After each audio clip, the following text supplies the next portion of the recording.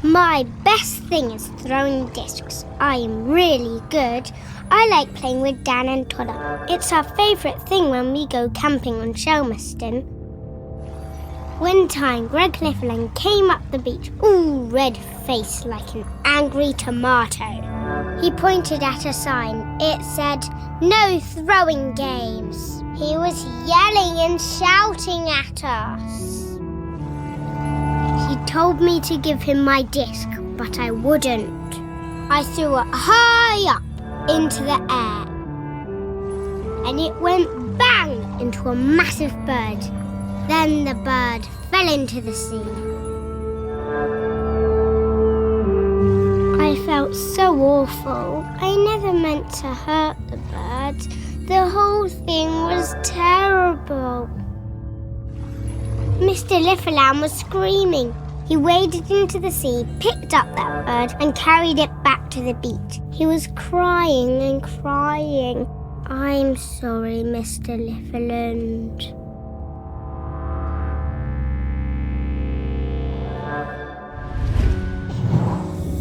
Oh, Greg. Poor guy. Oh, and that poor bird. I guess that explains why he was always so prickly.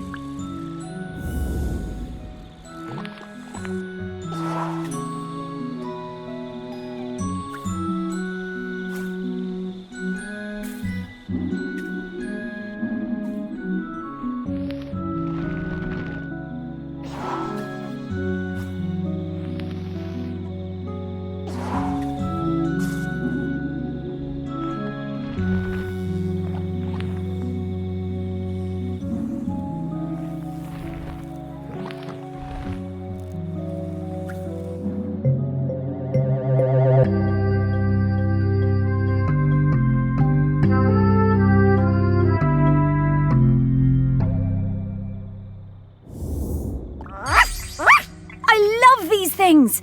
Reminds me of our walks on the beach.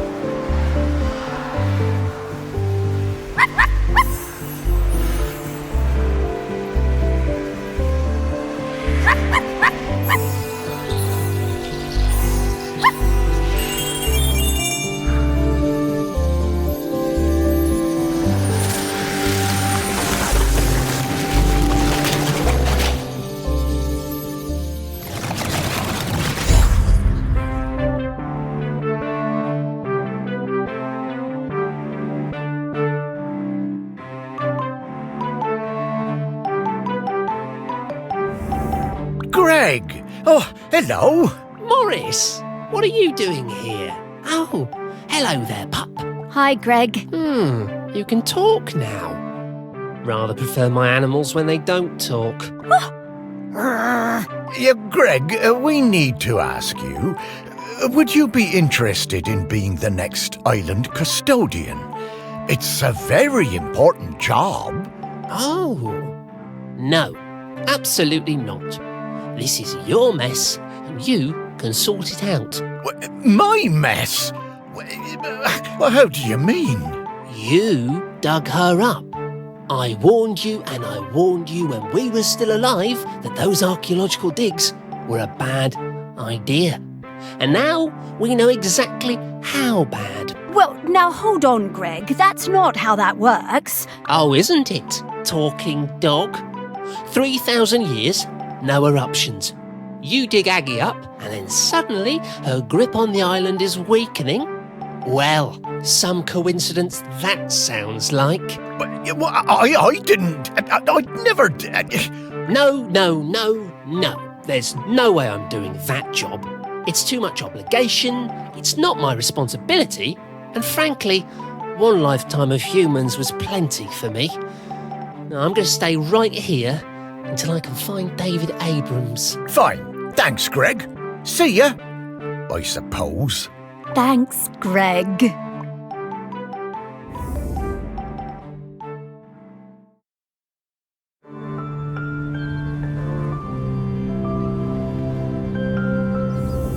It's not looking good, is it, old girl? Don't worry, Morris.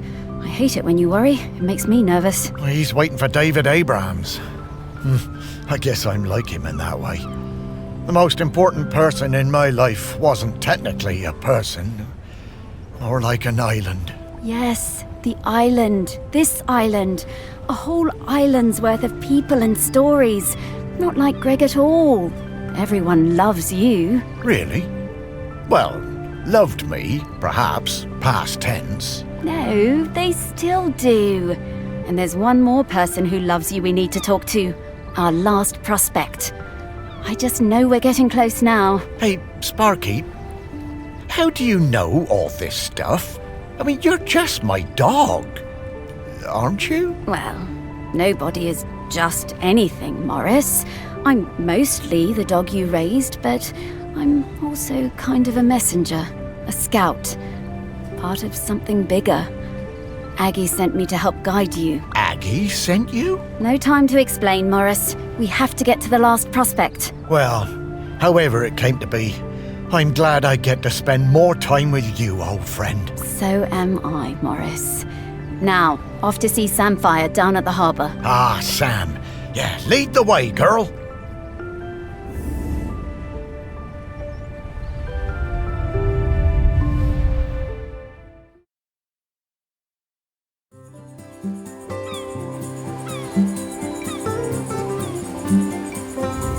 Ah, the harbour.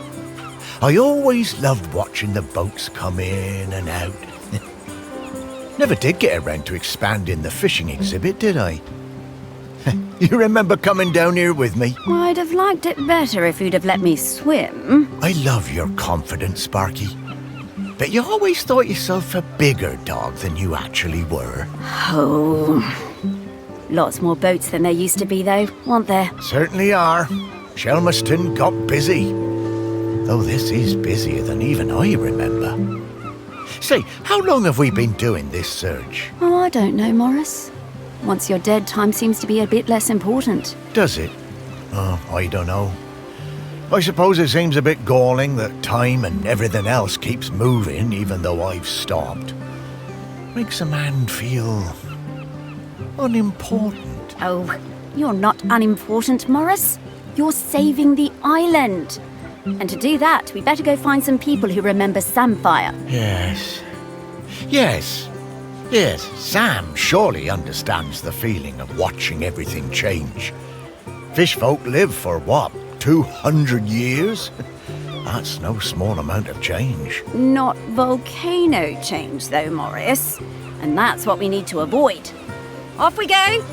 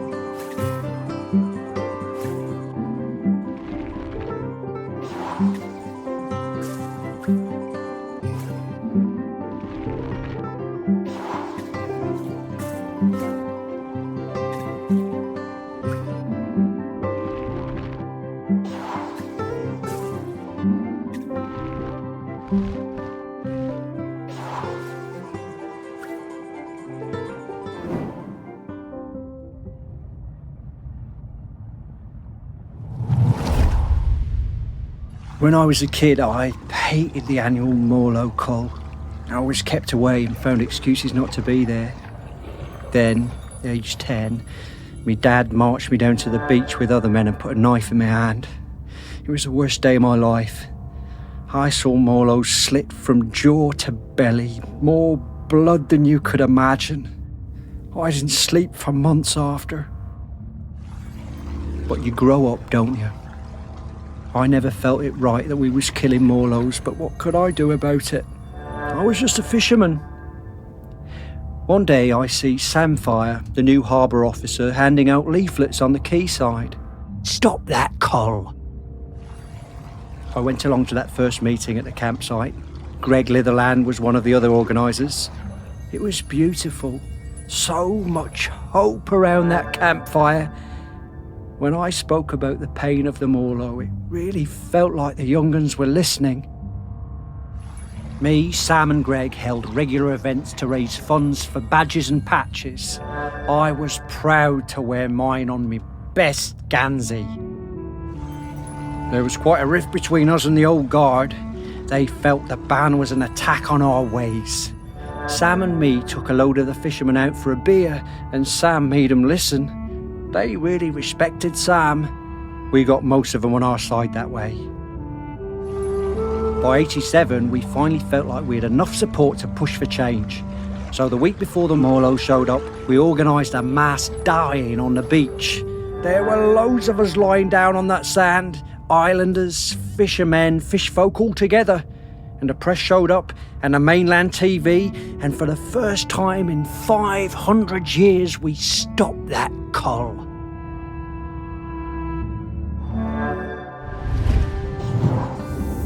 I'm so glad we don't do that cull anymore.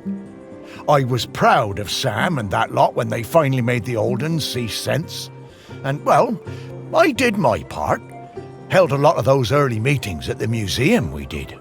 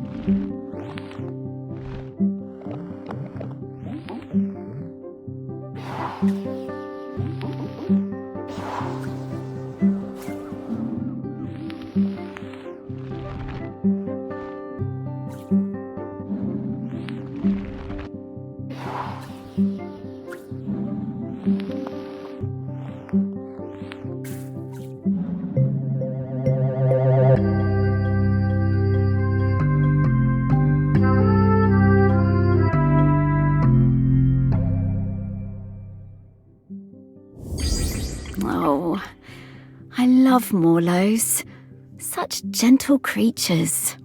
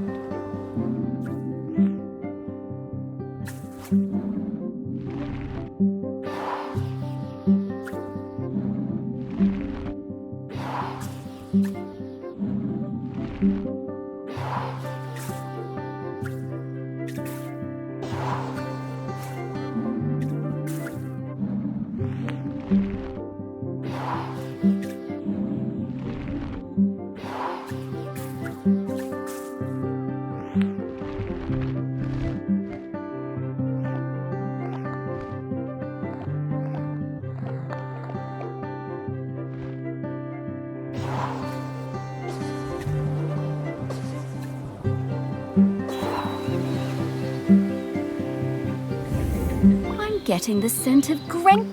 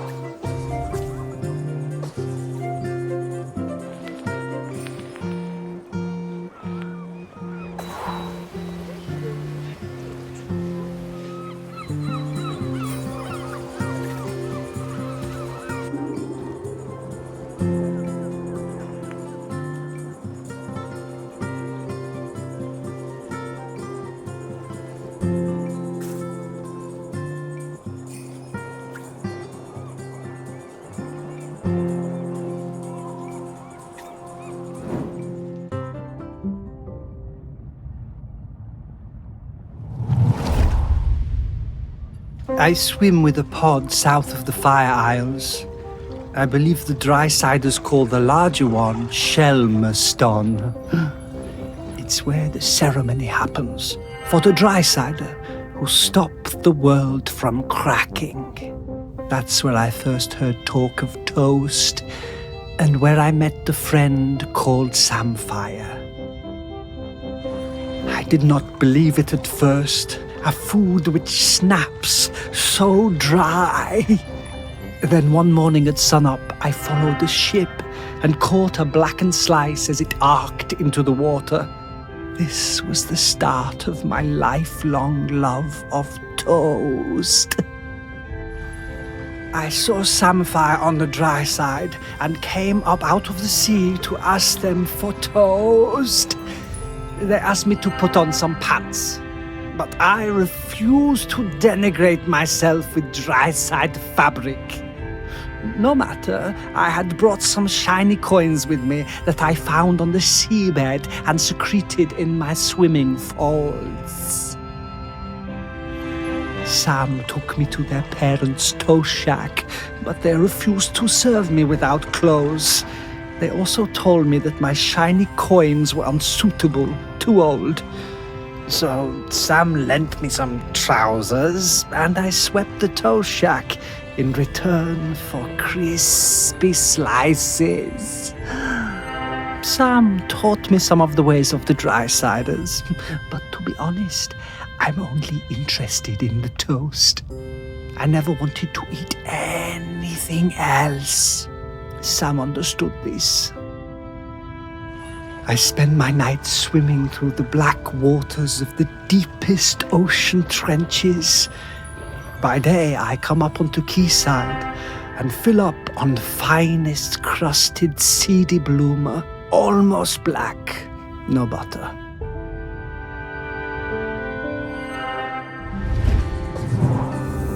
Oh, I could really go for a nice piece of toast right now. But, yeah, with butter.